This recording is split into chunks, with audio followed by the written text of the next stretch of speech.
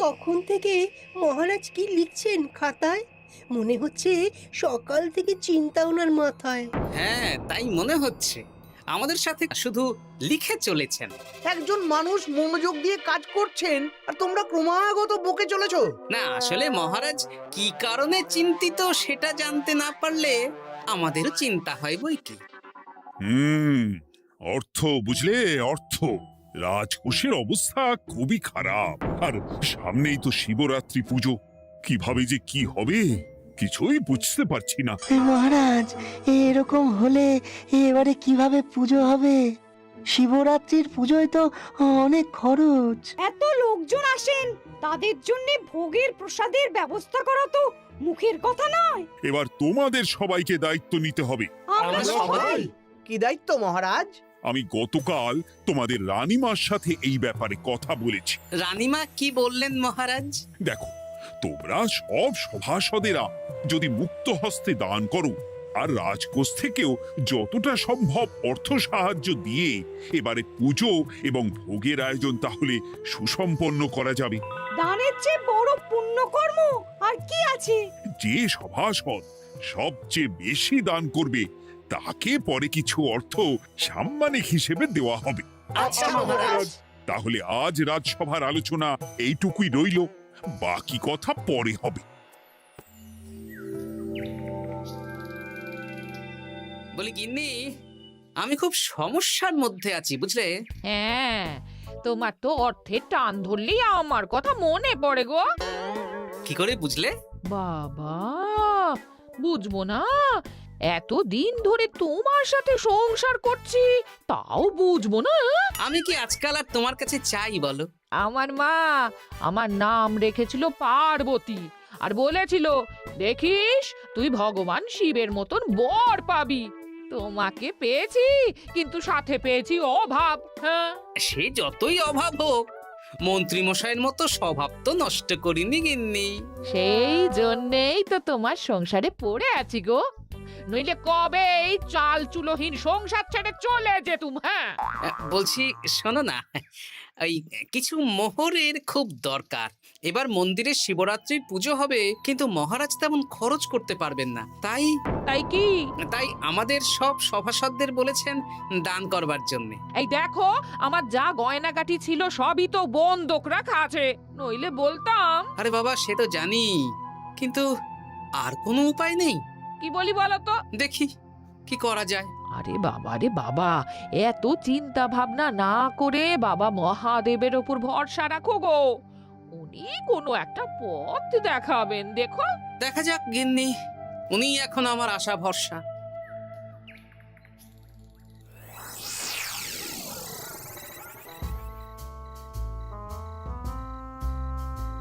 আরে মন্ত্রী মশাই, আপনি তখন থেকে শুধু এদিক ওদিক করছেন কেন বলুন তো? তা কি করব? না, আমরা তো বুঝতে পারছি না আপনার কি হলো। জীবনে অনেক অপমানিত হয়েছি, অনেক মার খেয়েছি, এবার সম্মান চাই। আর কেউ সম্মান না করলেও আমরা কিন্তু আপনাকে বেশ সম্মান করি মন্ত্রী মশাই। তোদের সম্মান আর মহারাজের সম্মানের মধ্যে অনেক পার্থক্য আছে। না, ওই ছোট মুখে বড় কথা বলছি মন্ত্রী মশাই, ক্ষমা করবেন। হ্যাঁ, মহারাজ আপনাকে কেন সম্মান করবেন? সামনে শিবরাত্রি, প্রত্যেক বছরের মতন এবছরেও গ্রামের মন্দিরে রাজবাড়ির তত্ত্বাবধানে পুজো হবে, আর সেই পুজোয় আমাকে দান করতে হবে। তা করুন, আপনার কি অর্থের অভাব নাকি? আরে বাবা, সব অর্থ দিয়েই তো তোদের গিন্নিমার গয়না বানিয়ে দিয়েছি, আমার হাতে আর আছে কই? ও, এই সামান্য ব্যাপার। আপনি মাছের তেলে মাছ ভাজুন। হ্যাঁ, আমিও তো তাই বলতে চাইছি। খোলসা করে বলতো তুই কি বলতে চাইছিস? মানে আমি বলতে চাইছি, আপনি আমাদের দায়িত্ব দিন, আমরা রাজ্যবাসীদের থেকে চাঁদা তুলবো, ভিক্ষে করব। আরো অনেক কায়দা করে অর্থ উপার্জন করে আপনার হাতে দেব, আর সেই অর্থ আপনি নিজের বলে চালিয়ে দেবেন। ব্যাস, তাহলে তো আমার 90% চিন্তাই মাথা থেকে নেমে গেল। ব্যাস, আর কোনো চিন্তা নেই।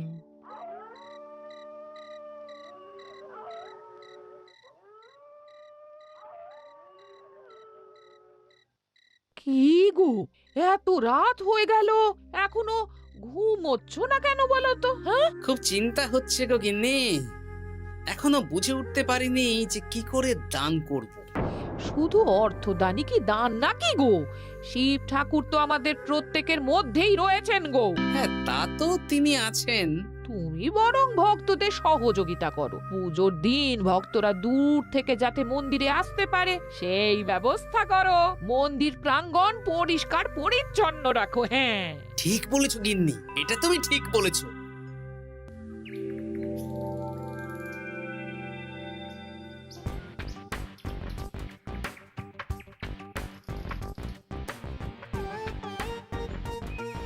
এই যে বাড়িতে কে আছেন?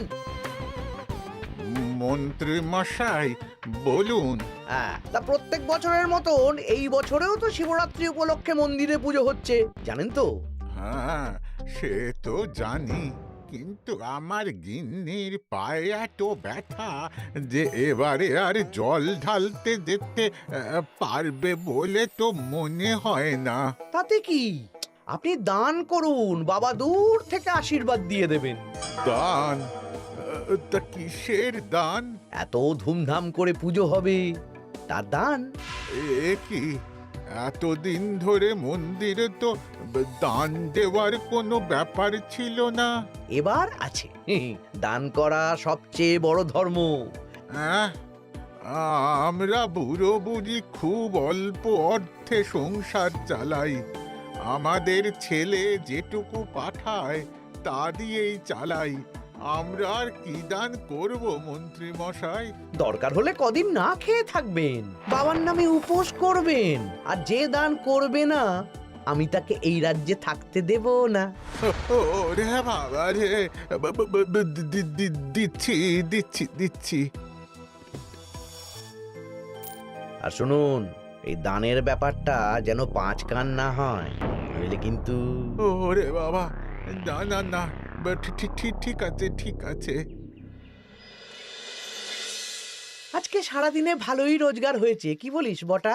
হ্যাঁ, কালকে আবার সারাদিন চাঁদা তোলা হবে। চাঁদা নয়, বল চাঁদার নামে দান তুলছি। হ্যাঁ, আর যা ভয় দেখাচ্ছি, কেউ ভয় মুখ খুলবে না। এই তো যাই, এরকম চলতে থাকলেই আমাকে সেরার সেরা দানি হওয়া থেকে কেউ আটকাতে পারবে না। এই তুমি এই ভর দুপুরে বস্তা কাঁধে নিয়ে কোথায় যাচ্ছ গো? একটু জঙ্গলের দিকে যাচ্ছে গিন্নি, শুকনো কাঠ নিয়ে আসি। পুজোর দিন তো ভোগের রান্না করতে জ্বালানি লাগবে, দেখি শুকনো কাঠ নিয়ে রাজবাড়িতে দিয়ে আসবো। বেশ বেশ বেশ, যাও। হে দেবাদিদেব মহাদেব, তুমি একটু দেখো বাবা।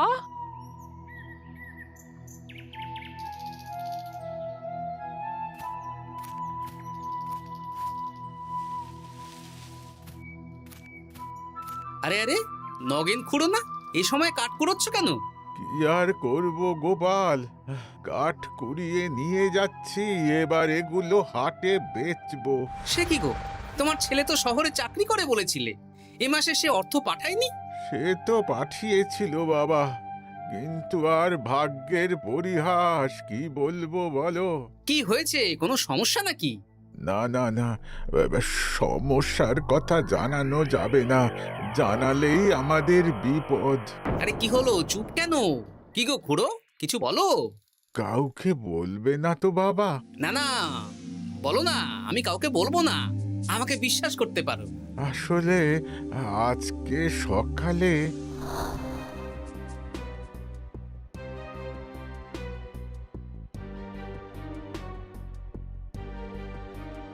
হ্যাঁ, মন্ত্রী মশাই? হ্যাঁ, শুধু আমাদের বাড়ি থেকে না, গ্রামের সব বাড়ি থেকে তুলেছে। ঠিক আছে খুড়ো, তুমি নিশ্চিন্তে থাকো। আর আমার চিন্তার শেষ নেই। আমার গিন্নির কদিন ধরে এত পায়ে ব্যথা যে এবারে অতটা হেঁটে মন্দিরে বাবার মাথায় দুধ ঢালতে যেতে পারবে না। ঠিক আছে, তুমি একদম চিন্তা করো না, আমি দেখছি কি করা যায়।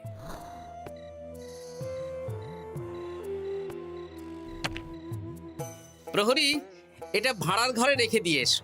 বলো গোপাল দিয়েছে, ভোগ রান্নার সময় জ্বালানি লাগবে তো, তাই এই কাঠ দিয়ে গেলাম। আচ্ছা গোপাল দাদা।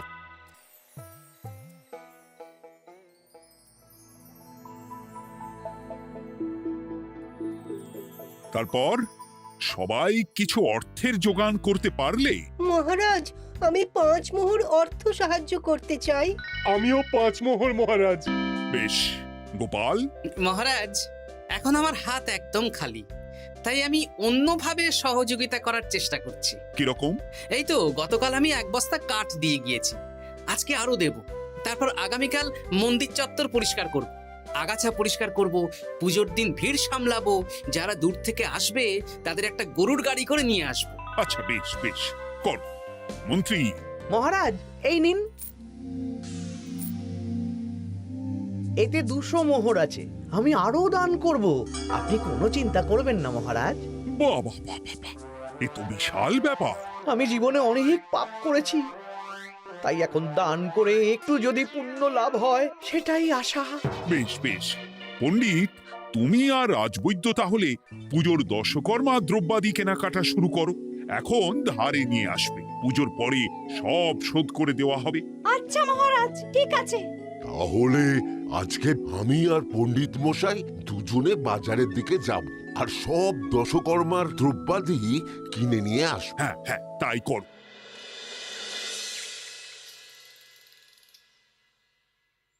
এই ঘটা পুঁটির বাবা একটা কানা করিও চাঁদা দেয়নি। হ্যাঁ, আমার মাথায় একটা বুদ্ধি আছে। কি বুদ্ধি?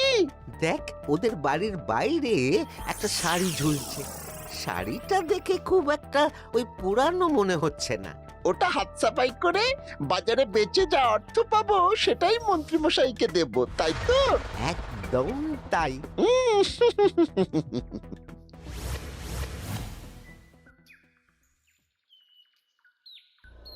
হাই পুটি, দেখ তোদের বাড়ি থেকে বটা ঘটা কাকা শাড়ি চুরি করছে। হ্যাঁ, তাই তো। ন্যাপলা, ওরে বাবা রে, মরে গেলাম রে, ওরে মরে গেলাম। পালাও পালাও পালাও, ওরে বাবা। এই কি হয়েছে রে? চিৎকার করছিস কেন? আর বটা ওভাবে পালালো কেন? এই বটা ঘটা কাকা ওই পুটির মায়ের শাড়ি চুরি করে পালাচ্ছিল, আমরা ধরে ফেলেছি। সাব্বাস, এই তো চাই। তার মানে মন্ত্রী মশাই এখন দান করার জন্য চুরিও করাচ্ছে। বাহ! কি ভাবছো গোপাল দাদা? না, কিছু না। আচ্ছা পুটির বাবা, তোমাদের বাড়ি মন্ত্রী মশাই চাঁদা তুলতে আসেননি? এসেছিলেন তো, কিন্তু আমি বলে দিয়েছি আমি পারবো না। নিজেদের বীজ ধান কেনার অর্থ নেই, চাঁদা দেবো কি করে?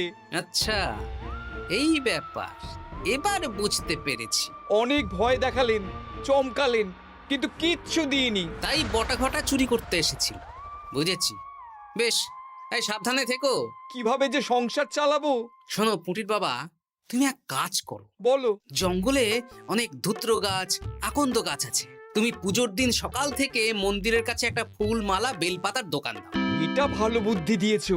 আমি তো এখন মন্দির প্রাঙ্গণ সাফ সাফাই করতে যাচ্ছি, আমি বরং কাজের ফাঁকে তোমার জন্য একটা ছাউনি দিয়ে মন্দিরের কাছে দোকান বানিয়ে দেব। তাহলে তো খুবই ভালো হয়। এই পুটি, তোরাও আমার সাথে চল, হাতে হাতে সাহায্য করবি। চল চল চল। চলো গোপাল দাদু।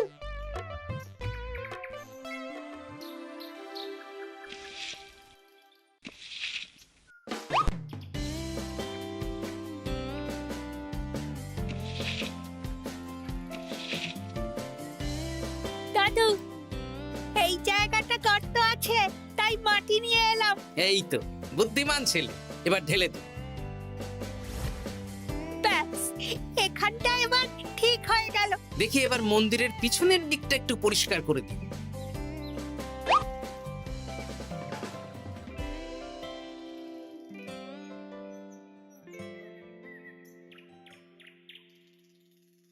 জয় মহাদেব।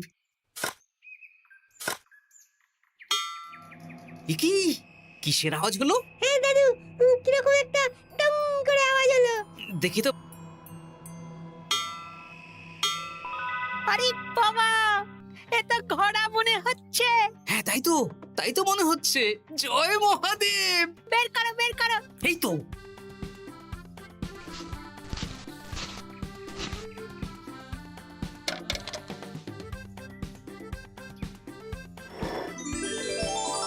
ও দাদু, এ তো সোনার মোহর। জয় মহাদেব। তুমি সত্যি আছো প্রভু, তুমি সত্যি আছো। কি দাদু, তুমি কাঁদছো কেন? সবই মহাদেবের কৃপা। মহারাজ বলেছিলেন দান করতে, মহাদেব নিজেই নিজের পুজোর ব্যবস্থা করে নিলেন রে। হ্যাঁ, তাই তো দেখছি দাদু। তবে শোন, এই কথাটা কাউকে বলিস না। আচ্ছা গোপাল দাদু, আমরা কাউকে বলবো না। হ্যাঁ।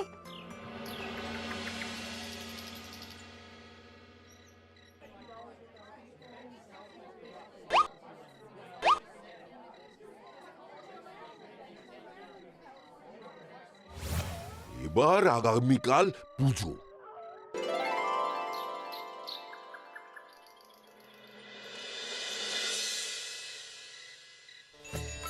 জয় শিব শম্ভু, হর হর মহাদেব। হে প্রভু, হে মহাদেব, জগতের কল্যাণ করো ভোলানাথ। জয় শিব শম্ভু। জয় জয় শিব শম্ভু, জয় শিব শম্ভু। বাবা দেখো বাবা, বাহ বাহ বাহ বাহ, এই তো সব ভালোই হচ্ছে। ভালো তো হবেই মহারাজ, আমি যা দান করেছি, পুজো পাঠ এবারে ধুমধাম করে হবে। দান করে অত অহংকার করতে নেই মন্ত্রী। এক হাতে দান করলে আরেক হাতকে জানাতে নেই, বুঝলে? বুঝেছি মহারাজ।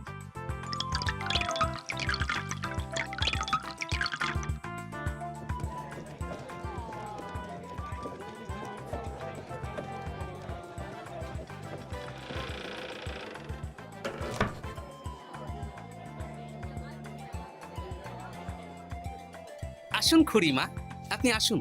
সত্যি গোপাল, তোমার মতো মানুষ হয় না। আমার পায়ে বড় ব্যথা, ভেবেছিলাম এই বছর হয়তো মন্দিরে আসতেই পারবো না। আহা, আমি তো আপনার ছেলের মতন। আর কাল আবার আসতে হবে, বড় মাঠে ভোগের আয়োজন আছে, গাড়ি পাঠিয়ে দেব, কেমন? বেঁচে থাকো বাবা, বেঁচে থাকো। দেখো দেখো গোপালকে দেখো, ও হয়তো অর্থ সাহায্য করেনি, কিন্তু অন্যভাবে কত সাহায্য করছে। এই মন্দির প্রাঙ্গণ থেকে সব আগাছা পরিষ্কার করেছে। মহারাজ, আপনার সাথে কিছু কথা আছে। কি কথা? এখানে বলা যাবে না, যা বলবো আড়ালে। আচ্ছা চল।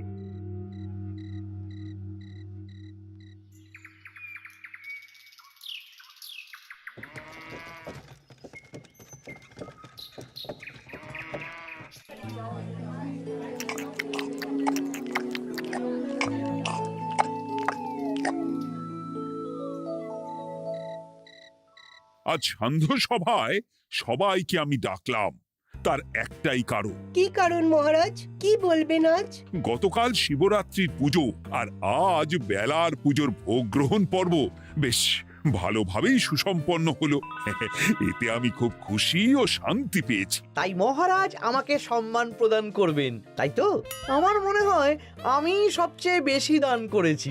না, তুমি তো কোনো নিঃস্বার্থ দানই করনি। মানে আমি যে কত মোহর দিলাম। ওগুলো তো লোকজনকে ভয় দেখিয়ে দানের নামে চাঁদা তুলে দিয়েছো।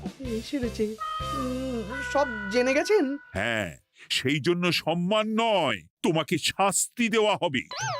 ওরে বাবা রে, ভুল হয়ে গেছে, ভুল হয়ে গেছে। ক্ষমা করুন মহারাজ, ক্ষমা করুন। এসব ক্ষমার অযোগ্য ভুল। যাই হোক, মহাদেবের কৃপায় মহাদেবের পুজো হয়েছে। তুমি যে অর্থ লোকজনের কাছ থেকে তুলেছিলে সেটা লোকজনের মধ্যেই বিলিয়ে দেওয়া হবে। তাহলে পুজোয় যা খরচ হলো তার বকেয়া কিভাবে মেটাবেন? সেটার ব্যবস্থা তো স্বয়ং মহাদেব করেছেন মন্ত্রী মশাই। হ্যাঁ, মহাদেব কিভাবে? আমি একদিন বিকেল বেলা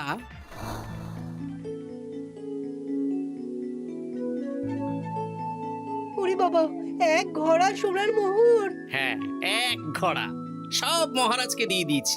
আর এই দান সংক্রান্ত যে অর্থ সাম্মানিকের কথা বলেছিলাম তা পাবে গোপাল। ধন্যবাদ মহারাজ। তবে মন্ত্রী মশাই যে অর্থ লোকজনের কাছ থেকে বলপূর্বক তুলেছেন সেটা দিয়ে গরিব চাষি ভাইদের বীজ কেনার অর্থ দান করা হবে। আর মহাদেবের কৃপায় যে এক খড়া মোহর পাওয়া গেছে তা দিয়ে বকেয়া মেটানো হবে। সাবাস গোপাল, সাবাস। এই না হলে আমার গোপাল। সাধু সাধু আর মন্ত্রী মশাইকে কি করা হবে? ওকে কাল শাস্তি দেওয়া হবে।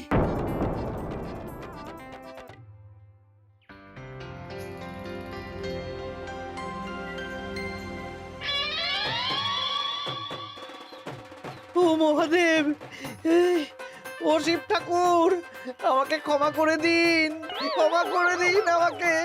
ওসব না বলে একবার কান ধরে উঠবস করুন আর একবার করে বলুন, জয় মহাদেবের জয়। জয় মহাদেবের জয়, জয় মহাদেবের জয়, জয় মহাদেবের জয়। সবই মহাদেবের দান।